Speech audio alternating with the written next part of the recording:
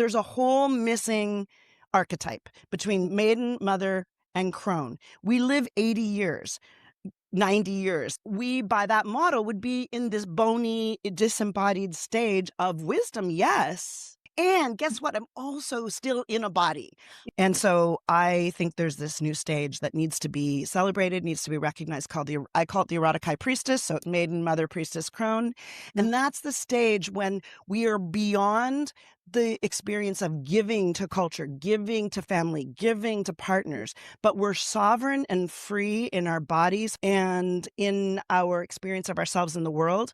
But we're not at the point where we're beyond the body, but instead we have this rich place from which to give for, I call it 50 to 70. This is Erotic Reclamation. Space where desire isn't shameful, boundaries are a turn on, and curiosity is welcome wherever it leads.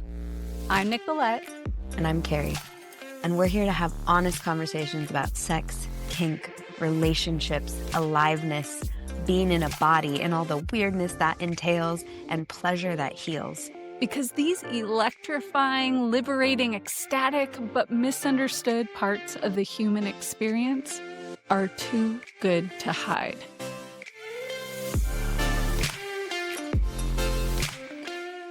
Well, this is really exciting because this is our first time having a guest on our podcast. Yay! So we've got our dear friend and amazing person in the world, Lisa LaCroix, with us. And Lisa is a communication and intimacy muse. But really, we've known Lisa a long time. She is a real inspiration in the realm of intimacy and relationships and sex. And we're really excited about the conversation we're going to have. Also, Lisa is you may not know this, but she was an actor for a long time and voice person. So you're going to really enjoy her voice. And and she joined us for our first Temple of Yes, before it was even called the Temple of Yes.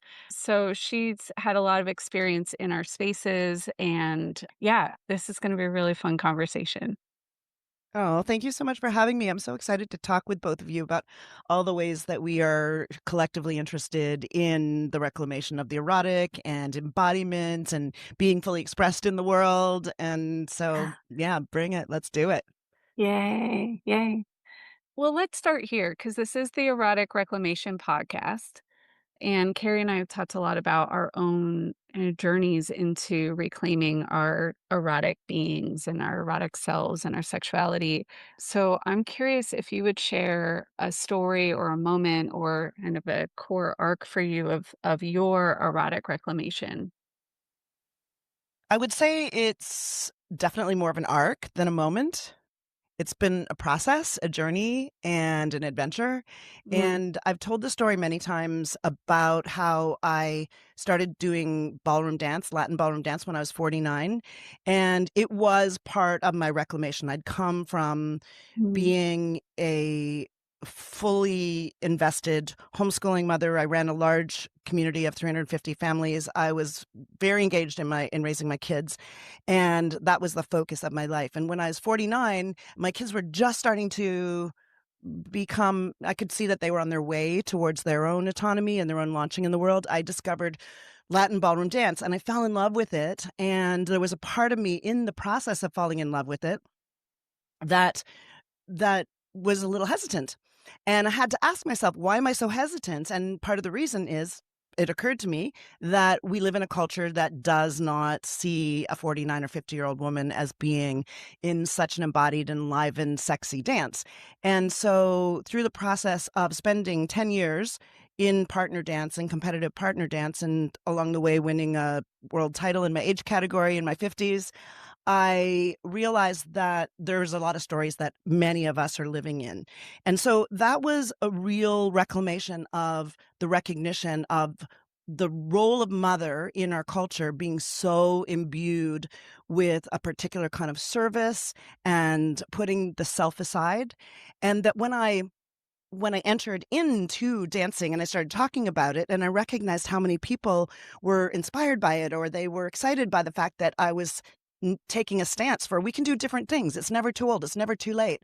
I ended up Mhm. doing a talk called Rebranding Aging and talking about how we don't have to be limited by our culture's ideas.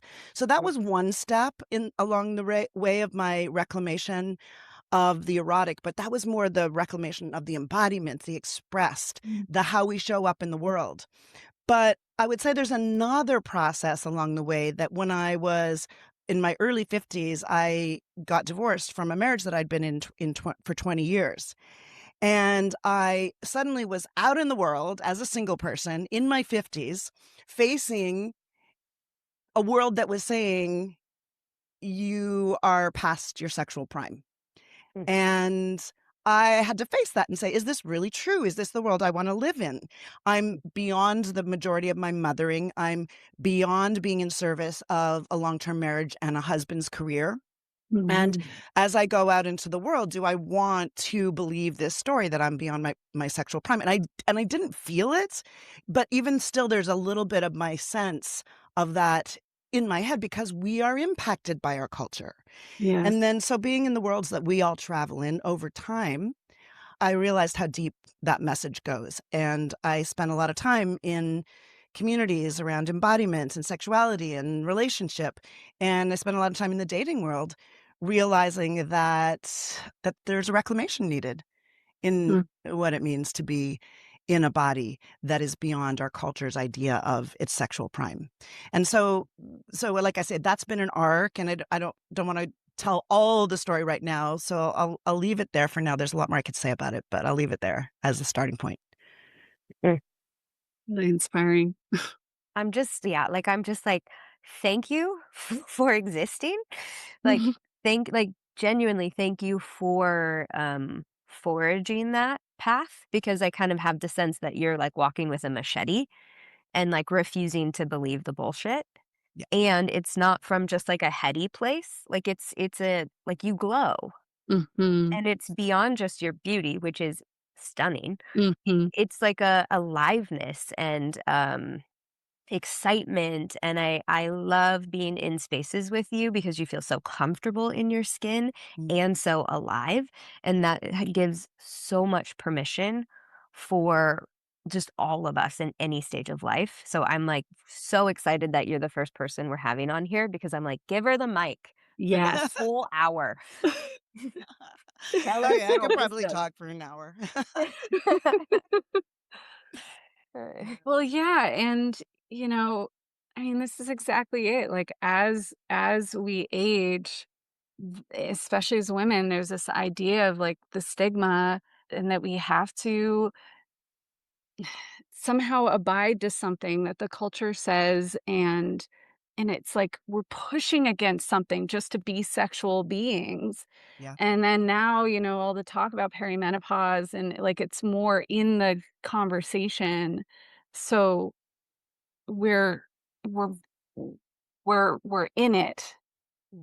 Yeah, I just wanted to say something to what Carrie just mentioned. As I've been on this journey and as I've been talking about the idea of rebranding aging, and let's examine the stories and let's tell different stories about what it means. And I have a model that I call artful aging that has 4 points to it, and I can talk a little bit more about that. But the thing I want to mention is that what I discovered as I started being in the world and talking more after raising my kids and after going through my ballroom dance journey and then speaking more about artful aging is that usually it was women in their late 30s and early 40s that resonated the most with my message, and I think that's because that's the time in a woman's life when you start to come face to face and feel the impact of the cultural stories, and you start to realize, and the fear can come up a little bit like, "Oh, I'm now approaching this time in life when our culture says that I'm not as relevant anymore, and what am I gonna do with that?"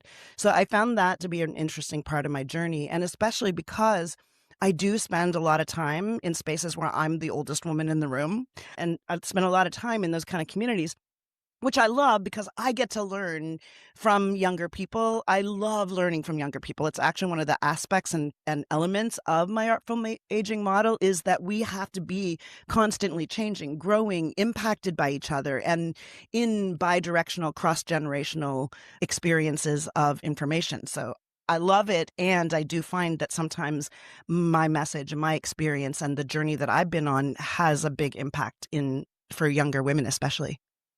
Yeah. Yes.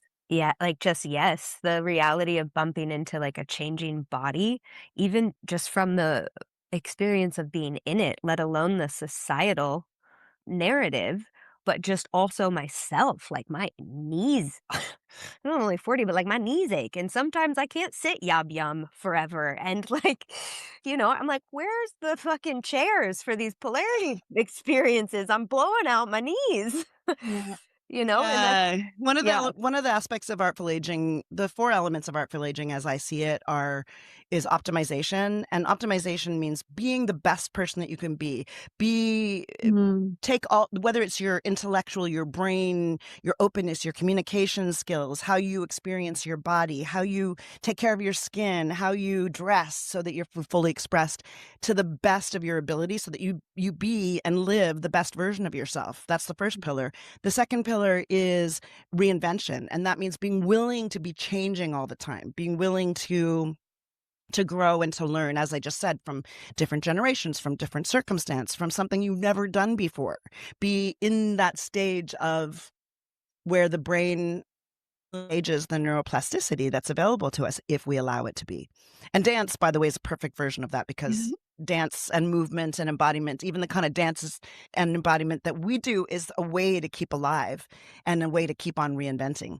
And then the third one is rebranding, which means telling your story, helping the culture change the idea, not just because you've optimized your experience of life, not just because you've been constantly reinventing, but because you want to be in service of other people seeing the possibility so that you're speaking your story out into the world, not only for putting a pin in it for yourself and remembering and reminding yourself, but also to be a message for other people to say, hey, let's link arms and change this story together. There are other things that are possible.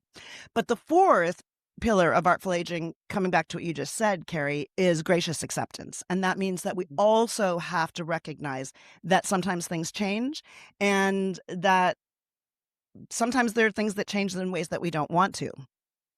And being in the act and the experience of graciously accepting life and what comes to us through it is a really important part of artful aging. And the second part of that is that sometimes in the gracious acceptance, you realize there's something that's being offered to you through that which you are accepting that is a gift in itself that you didn't even know was coming. Mhm. Mm, mm, Wow. wow. It's really Yeah. beautiful. I love that framework from, like, many places, Mm. and what I am kind of a parallel I'm seeing is we're talking about intimacy being intentional and how just intentionality and like will make your intimacy better. And I hear like the intentionality with how you want to approach changing in life because you can get off in life being like young and hot and vibrant without having to actually do a whole lot when you're young. Mhm. And then and you're like, "I'm cool, I'm open-minded," but are you actually open-minded if you are just 20? Or are you just in lieu with the other 20-year-olds? And it's like, oh, open-mindedness has a like, you have to continually sit at that altar, and that's kinda what I hear in this framework. Mm. What comes to my mind as you're talking about that is that I'm so happy to see more information about the emotional impact of our cycles in young women. That did not exist when I was in Yeah. my 20s and 30s. There was no knowledge of the different phases of a menstrual cycle and the impact of that. It was no talking about that. And so I'm so happy to see women coming in. I'm so happy to see younger women thinking about and talking about perimenopause and where it's going. I'm so happy to see all the different ways that there's more body positivity and more understanding of the wide range that we can be as women.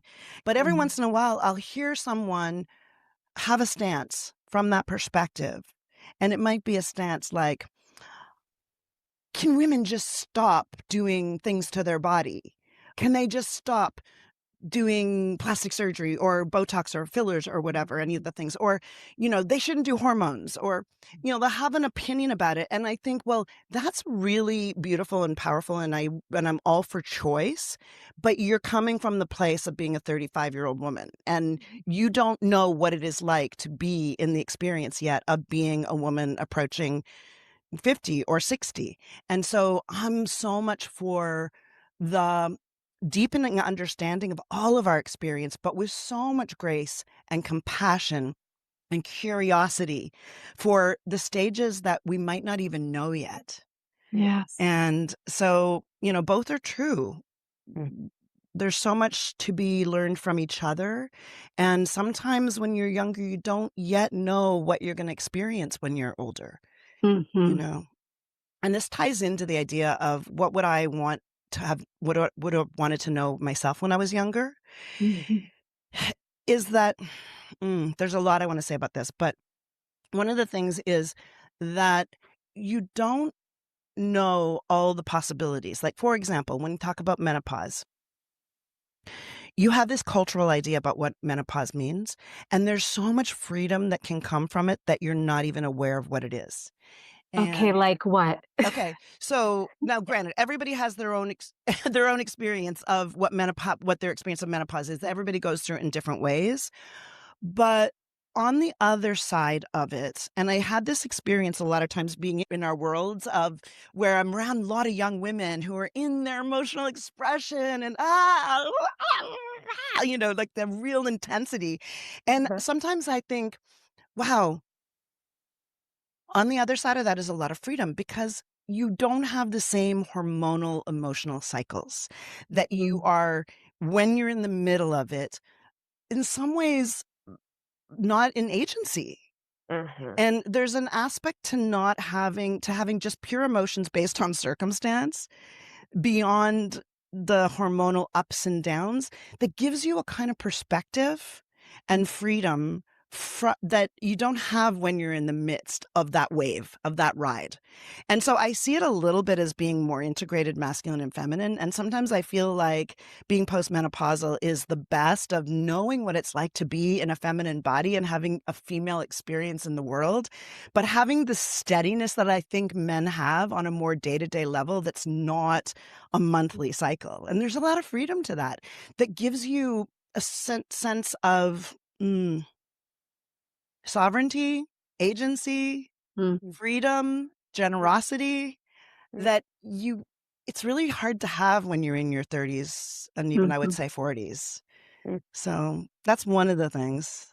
There's also a sense of just being so much more at ease and comfortable, Mhm. in your body and who you are, that sometimes I look around and I realize how deep that the aspect of performative quality is in younger women, and I know it from I was a young woman, I know what it's like, and so there's an aspect of freedom from, what's expected of you, how you need to be, what you need to be taken care of or supported, how you're supposed to be sexually, how you're supposed to look and sound.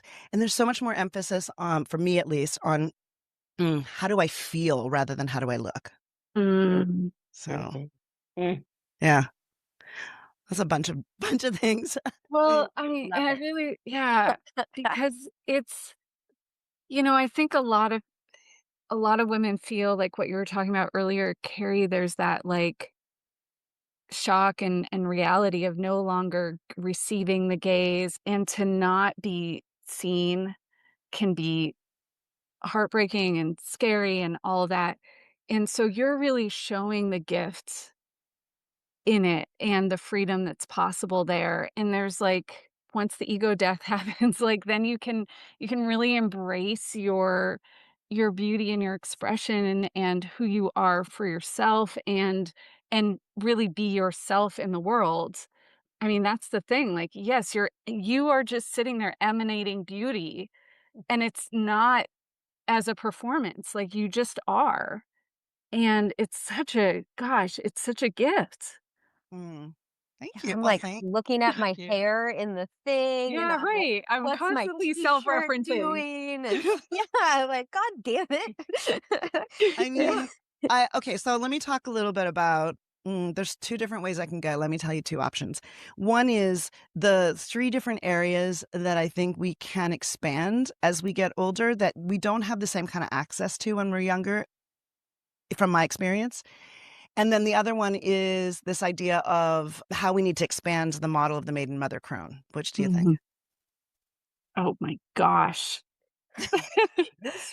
The second one lit me up more, but Okay. I'm also All right. interested in the first one. Okay, let's go to that. So we live in a culture that has historically used this model of maiden mother crone. Whether you know that model or not, some people are familiar with it, some people are not. But that has been the trajectory of a woman's life that we have been acculturated on, that we've been raised on. Whether we've used those terms or not, there's been this idea of you're a young woman and then you're a mother, even, and if you're not a mother, you're birthing something in the world, you're building businesses, or you're creating, in creation, taking care of something external. And then post menopause, our culture has then said, okay, now you're the crone. And my experience is, as Maiden, I was a film and television actor. And so that was my world as a single woman in the world, as a young person, performing, living on my own, having an independent life. And then when I was 31, went, I became a mother, and I spent the next 10 or 20 years focusing on my kids and raising my kids. During Mhm. that period of time, I realized after I was coming out of it that I never wore makeup. I never wore jewelry. I remember at one point doing a little TikTok video or something saying, when I was a mother, I went 8 years without wearing earrings. And if you know me now, you know I always wear jewelry. Like, I just love Yeah. jewelry. It's a very big part of my self-expression. But when I was a mother, I wore my hair in a ponytail. I, didn't really take care of myself. I didn't do any kind of skincare. I didn't wear jewelry. And again, those are outward expressions, but they're outward expressions of who you are and how you feel and how you take care of yourself. And it doesn't mean that you have to wear makeup or that that you have to wear jewelry, but that there's some aspect of taking care of ourselves that gets lost when we're in the mothering stage. Well, Mhm. when I came out of that stage and I found myself divorced at 52 unexpectedly, I realized that, and I referenced this earlier, that by our culture standards, I'm now crone. I'm now, by the definition in our world of crone, it's the woman wearing black cloaks and very bony and disembodied. And there's a patriarchal and a consumer reason why we have that model, because the woman's trajectory, and I don't mean this against men at all. The patriarchy is not in service of men or women or relationships or children, but in this model women have been, used for different versions of impact in our culture. And as a mother, usually during those years, you're doing the low and unpaid work of the culture. Well, if we can move you straight to grandmother, then you're in service of the next generation of family. My belief is that, having, when I was in this stage of, in my early 50s, that there's a whole missing archetype between maiden, mother, and crone. We live 80 years. 90 years sometimes now. So we, by that model, would be in this bony, disembodied stage of wisdom, yes. And I can't tell you how many people say, "Oh, you have such wisdom." Yeah, I do. And guess what? I'm also still in a body. I Yeah. am not yet to that stage where I've like gone through the limitations, opportunities, gifts of being in an erotic and alive Mm. and sensual body. And so I think there's this new stage that needs to be celebrated, needs to be recognized, I call it the Erotic High Priestess. So it could be just maiden, mother, priestess, crone.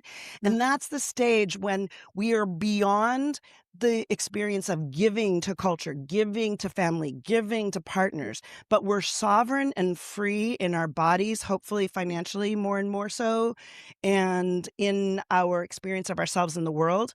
But we're not at the point where we're beyond the body, but instead we have this rich place from which to give for, I call it 50 to 70, where we get to be in service of men and younger women for the possibility of showing like what's possible, and that there's a different way of being alive, expressed, generous, and also, I'm going to say, also erotic. Mhm.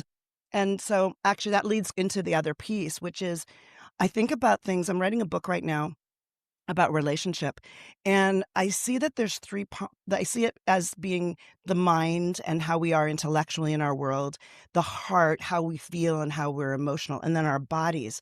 And for me, the possibility is the awakened mind. How do we be and feel and express and communicate in a way that is so much richer than our small intellectual brain gives us? How do we be in a wide heart so that we feel and express and communicate so much more? And then what is it like to be in an erotic body? Mm. And I think there's some aspects of that that you can't get to before the time that Mhm. you have become sovereign. So anyway, that was a lot. There's does that bring I up love anything for it. you? Oh my yes. I mean, so yeah, so I've heard the term harvest queen. I think Mm. don't quote me on this, but I think it was Michaela Boehm. Um, but what I love you bringing in Yeah. the erotic high priestess. Like I love that because that's the reclamation. Like that's bringing in like this isn't just yes, there's the priestess, the queen, like, I see that common thread that we're Yeah. stepping into our like you're saying, our sovereignty, our regality, our like, there is that for sure, but that this can actually be a time of really, like, saturating in our eroticism is I love this, and I think about how, for me, like I mean, I fantasized for so much of my life about being a submissive, and it wasn't until my mid 40s that I really stepped into it. And now, am in the 24/7 dominant submissive dynamic. And it's not at all what my fantasies were. Like, I have a very different body than when I was, you know, fantasizing teen and beyond. And so, yeah, like my knees hurt and like there's things like that. But I feel already this blossoming of my expression and who I really am, and it includes like my awkwardness and my stumbliness and my devotion that can pour out of me without like bounds and things that come through me that I would have held back because I was performing something. And so I feel like this reclamation of the erotic also comes along with this piece of the reclamation of that freedom and really the being of who you are and standing in the power and the sovereignty of that. It's really incredible. And yeah, I mean, I'm just like buzzing with enlivenment in my body just hearing all this. Well, and also I wanna recognize that we have known each other for a long time, and I've seen both of you go through Mhm. transformations around expectations, and responsibilities to other people and to, the limitations of past emotional work and all the things. Like, we've been through a lot together in our communities, and I've seen both of you through some aspects of reclaiming what it is that you really want that has meant challenging the previous ideas of what society's, maybe offered you or life experiences offered you. And so that process of reclaiming and getting to know who we really are in a deep way that does not bend to a culture or the expectations, it's a peeling away, it's an unveiling. It Yeah. means saying, "Oh, hold on a second. That's actually not mine. Let me let go of that. Oh, this part isn't really true to my body. I'm gonna transcend that, or I'm gonna look it in the face and then let it go." Most of us have never had the time, space, or permission to explore what we actually want, let alone how to ask for it from someone, negotiate boundaries around it, and finally receive it. The Temple of Yes is a retreat for just that. This is for people who simply know that they want more in relationship in the bedroom, but are intimidated by the process of actually turning it into reality. This October, we're gathering for 4 days in Austin, Texas, with an intimate group of open-hearted and growth-oriented individuals and couples who don't want to settle for good enough in intimacy and sex. We'll work with cultivating and honoring your desires, clearly naming what you want, working with any shame that comes up, as well as negotiating your F yes and your equally important no. In other words, those juicy, enlightening, important conversations that most of us were never taught how to have. If something in you just said yes to that, even a scared little yes, check out eroticreclamation.com, book a discovery call, or send us a message. The link's in the show notes. And there's an unveiling that happens over time. And I'm going to say that it just gets more and more true. You just get more and more unveiled to yourself. And the more you do, the more you're able to be a stand for what you want, to express what you want. And so, Nicholette, I'm thinking about watching your Instagram posts and seeing how much you're explicitly sharing what your experience is, having entered into your marriage and into your dom-sub relationship without any apology in ways that, and this is the rebranding part that I was talking about earlier. This is being a model of the fact that you can be true to who you are. You can be in service of the truth of your own heart to live the life that you want to have as a model for other people. And that just gets more, we just get more and more unveiled, right? If we live a life that is committed to authenticity and truth of our heart and our bodies. So I love the word unveiling. One, it's got kind of just the poetic Mary Magdalene crone, like there's so much richness to it, but I something we talk about a lot is the lovely expanse of personal development and awareness that has happened, but how I feel so much in my 30s, I was looking for myself so aggressively, like there was something wrong, there was something missing, and it has this like kind of frantic energy underneath. And I love like something about unveiling like, had me exhale because it's like there isn't mm, more to do or more to find. There may be more to remember or yes. allow or let go of, but, like, that framework feels so important, and another piece that I just wanna seed for anyone else, like, I'm, hopefully gonna start a family, but I'm older and I know so many women who the motherhood piece, if that's not what they choose, what the fuck do Mhm. they do? Mhm. And so having like an erotic priestess or having a model that is free, that is for yourself, that you get to feel good, that is like the most permission to ask for what you want sexually, to experience and be like, no, I actually don't like missionary. I don't know. I think a lot of people like missionary, to be clear.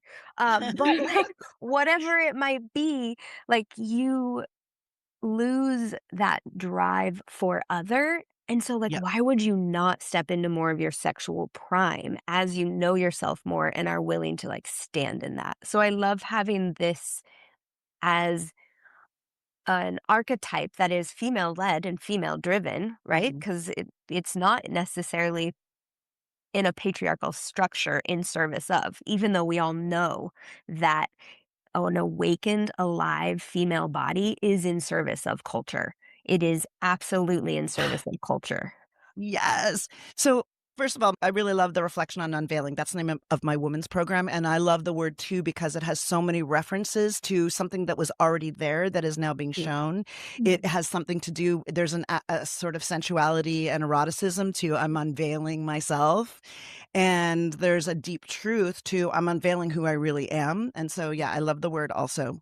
mm, But what I wanna speak to and pick up on what you're sharing now is this idea of the natural truth of the erotic feminine.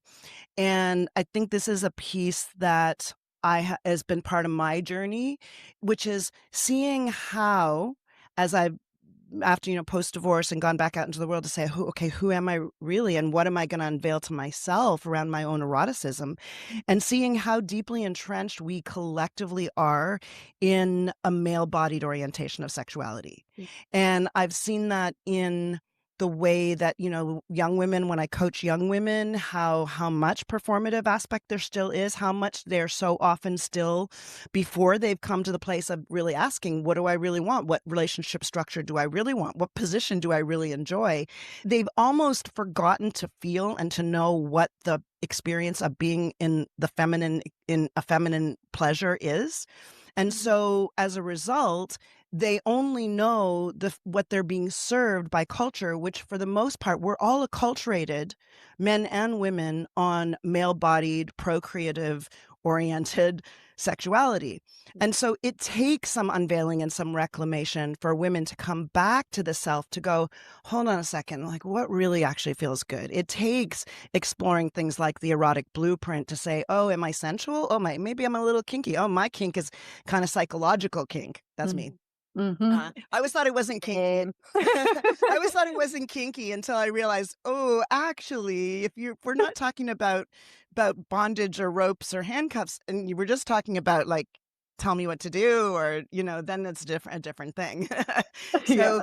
So it takes like exploring all those models that give us language and deeper understanding of who we really are, to recognize that what's being served up a lot of times in our culture when we're in, when we're not in explorative, open-minded, sex positive cultures, like out in the mainstream, probably you work with people too, and you see how much women and men too are so acculturated on the basic male-bodied system of arousal, penetration, ejaculation, like get it done with. And as I've felt more and more myself, I'm realizing that path is like we're getting like the tiniest little slice of we're being served up this like teeny little speck of nutrition, and we're missing so much.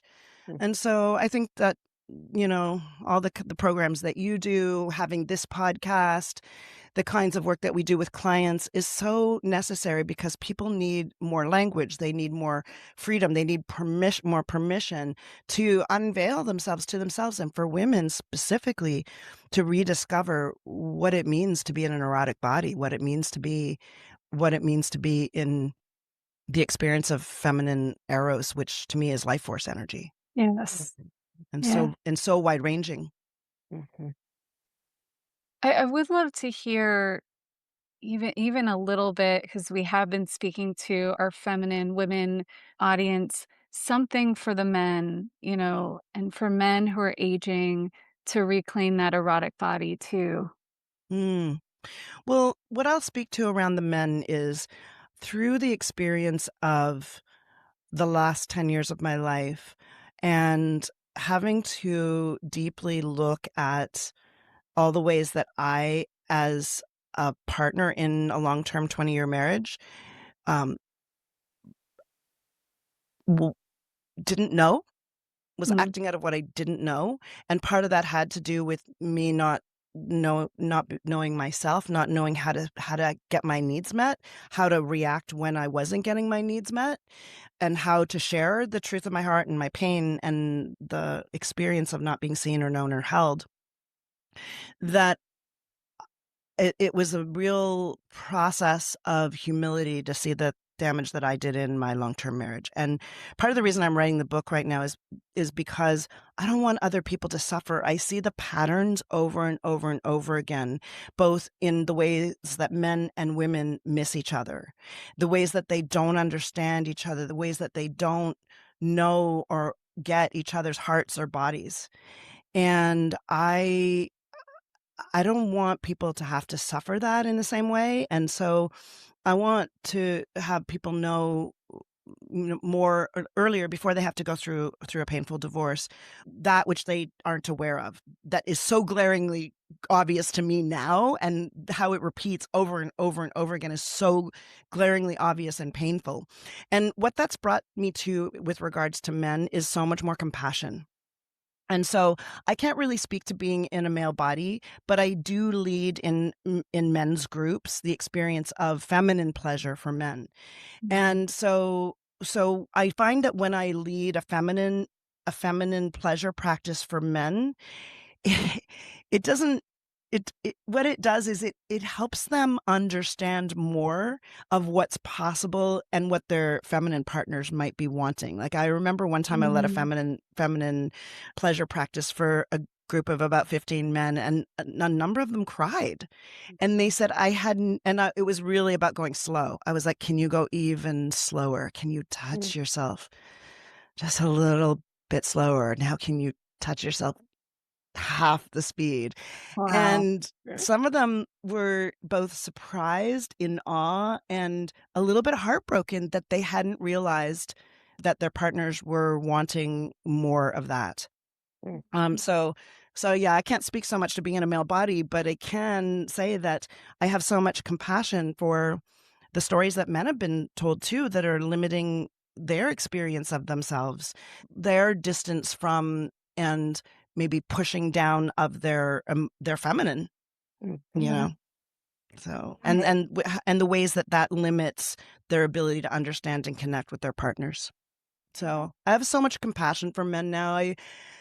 I just wanna help men, like, see the things that they don't know about their partners, and I want women to see the things they don't understand about their men. I just feel so much desire for there to be more resonance and understanding in the ways that we just don't have right now in our culture, Mhm. you know? It's very like fight or like Yeah, figure it out. It's yeah. such a harmful narrative towards men and the masculines. Figure it out, Mhm. and I understand the anger and the collective feminine anger. Like, fuck yes, go off, queen. And Yeah, compassion. And I like what I hear in that and what I've seen with some of the male clients I've worked with as they've gotten older. Again, I'm not in the body, but a lot of men as they get older struggle with their erection. yeah, And that is where their worth is. That is the only way they know how to have sex. That is, if that has been their whole life and experience of sex, and now that starts to become less available, yeah, what that can do to the psyche. And what I love about adding, like we say feminine or female pleasure, but really it's just like more exploratory, full expanded. bodied, expansive, energetic, mind based. Yeah, When you start taking sexuality out of purely the genitals, that also offers men a pathway to still be sexually active and like robust, even if their genitals are subject to pathophysiology of aging. yeah, And I'm not an expert in this field, but I do know that a hyper focus on what's not working is not going to help the erection. And so like mhm, that is a very female driven like we are constantly leading women to get out of their minds so they can feel their body more. And mhm, so I love this offer of more ways to feel good in a body. mhm. Like it's so inclusive of everybody. It's everybody, and the thing that I wanted to mention around that is when you talk about the focus of penetrative sex as being what we are culturated on, to what we know as sex, like the sexual blueprint, that's what we're all raised on, and we associate that to sex, then the impact that's why I said this patriarchal viewpoint of this very limited idea about how sex is supposed to be and works is damaging to men and to women. Mm. And so that's a really good example of it. And it doesn't just apply to older men because when we have that focus, you probably know the level of erectile dysfunction in young men is skyrocketing True. because so many of them are learning about and acculturated on sex through porn, which is for the most part a very male viewpoint of sexuality. And so like, we're all damaged. We're all damaged by the idea of having our eroticism and our sexuality and our pleasure being collapsed. Mhm. Um, this isn't really so much about men, except that when we're, in heterosexual relationships, men with women and women with men, we're impacted by each other's experience.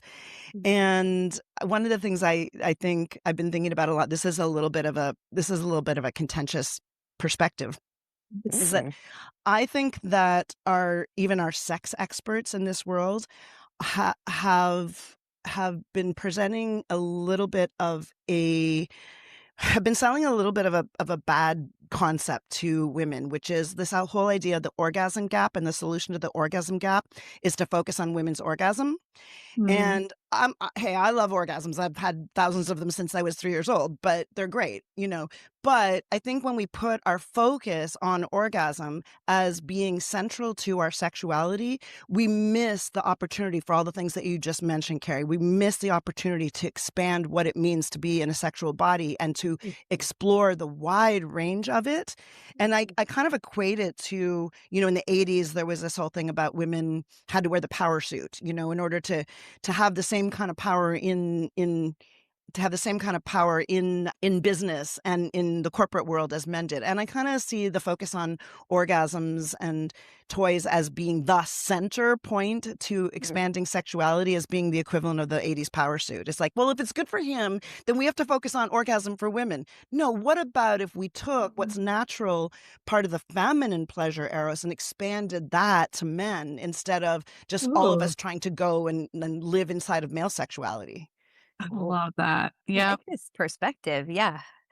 Like you can co-opt the feminine 45-minute to arousal time. All of a sudden it becomes a directional, like, okay, we got to get the place and we're going to do the things. And it's like, What about if we just expanded from that and looked at all the different things that we could be exploring and, you know, ah, and really put more focus on, like, what's the communication? Like, how are we talking about this? Mhm. And, you know, I know we're at some point going to talk about your event, but I think that's one of the things I really loved about the Temple of Yes that I went to a few years ago, is that there was such a beautiful foundation of communication Mm. about that event, and really exploring desires and being able to verbalize them, and being able to recognize, now I'm gonna share my desire, not because I want it to happen, but because there's Yeah. something in the sharing of it that is erotic. There's something in the sharing of it that is empowering. There's something of the sharing of it that recognizes I can have the desire without it actually being given to. And then that distinction between, okay, now I'm going to share a desire that maybe I want to have, that I'm going to share from the perspective of I want to experience this. And then also exploring the mechanisms for repair, and how to deal with the fact that sometimes we miss each other, and how do we fix it. So I loved the aspect of that part from your event, where the communication piece was seen as a part of the expanded erotic. Um, and then if we also see that there's an aspect of heart Yeah.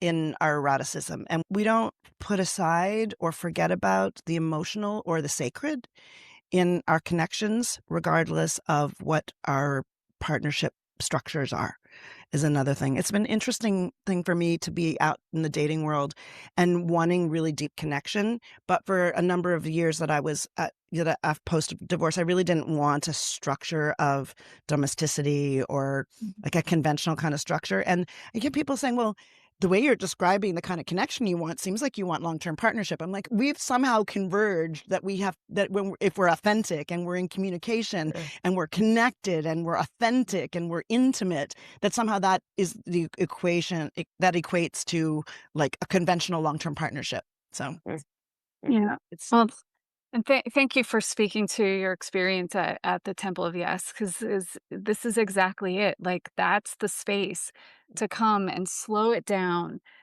find the eroticism in your body and what it really is from exactly where you are without attachment to outcome, to be able to communicate desires without attachment to outcome.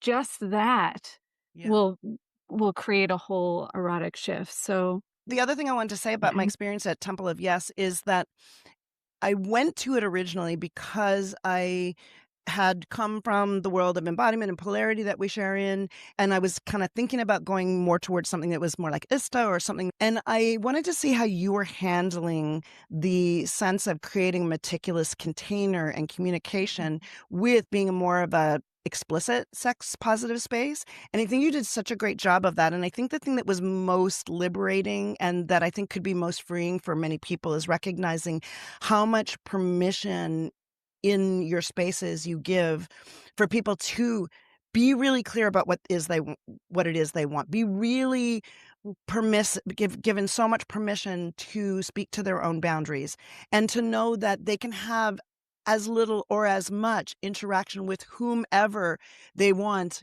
in every moment. And I think that could be, I think if I'd known that before, I would Mhm. have felt even more comfortable. I mean, I was comfortable because I trust both of you, Mm. but I think for somebody who was wondering, is Temple of Yes right for me? I think to know that you're never going to be asked to do anything you don't want to do. And in fact, you're going to be invited into Mm. being deeply attuned to what it is that you want, and then speaking it is a lot of freedom in that space.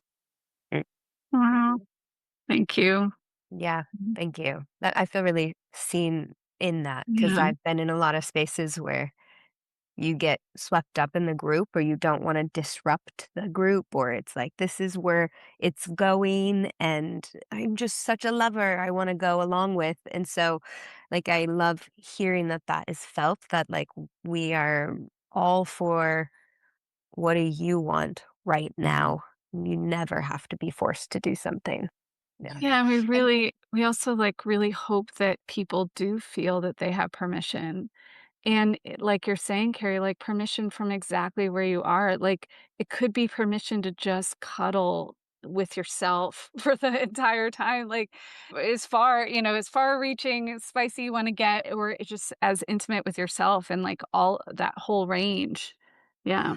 I remember there was a moment that I had in one of the evenings with someone, and I could tell that the energy both between her, where she was at, and me, it was a desire to have connection, but Mm. it was not intended to be really, or meant to be in that moment, anything really spicy. And I just said, "Can I brush your hair?" Mm. And she was a yes to me brushing her hair. And we just had this beautiful moment of intimacy with me brushing her hair. So, yeah. So I think, going back to what I was saying earlier about that, one of the benefits and the gifts of getting older is you know that, or at least my experience has been, and I want this to be true for all women and all humans, is that it's a lot easier for me to go into any situation knowing that I'm not going to do anything, even for a second, that's outside of what I want. And I trust and know that I have that Mm. capability. But for people who aren't necessarily there yet, you hold such a space and bring so much encouragement and create structures for them to do that, that I think that there's deep learning in having an experience of being in a space where that's being taught, led, held. Wow. Thank you. Oh my Yep. gosh. Yeah. Wow. And yeah, Lisa, thank you so much for being here with us. Such a gift. We're going to put some links in the show notes for how people can reach you. But if you just can say, like, how can people find you real quick? The easiest way, where I try to put everything, is lisalacroix.com. So it's my name, Lasa, and my name, Lacroix, spelled like the water LaCroix, but pronounced differently. I try to keep everything there because I do so many different things that I use that as a clearinghouse. But I have a YouTube channel. I'm about to create a second YouTube channel called Intimate Mhm. Connections. Mm. And I'm on TikTok and on Instagram with my name. Yay. Yeah. Heck yeah. Look her up for more than just Please. sex and intimacy, because like I've seen your speaking content and Mhm. even just being with you here, I'm like, gosh, you have such poise, such ease, such Uh, vibrancy. And I'm excited to Oh, continue to talk with you. I'm sure this is the first of many conversations we will have with you. Oh, that would be awesome. Well, I'm really excited about what you're doing. The reclamation of the erotic is so needed in our culture. It is life force energy. There are not enough places where it's spoken about. And I'm glad you're on YouTube, because sometimes there's more freedom on YouTube than there is on the other platforms around speaking around sexuality. And keep on talking, keep on sharing, keep on being models, because the reclamation of the sexual and the erotic is so desperately fucking needed in our culture. yes. Mhm. Yes. Mhm. Thank you. For all genders and for all ages. All bodies, all ages, all Yeah. genders. I mean, all ages Yes. above 18. Yes. Right, right. Thanks for listening to Erotic Reclamation. If this episode did something for you, Turned you on, made you think. made you feel a little less alone, subscribe, leave a review, Share it with someone who needs it, and then come back for more. because you get to want more.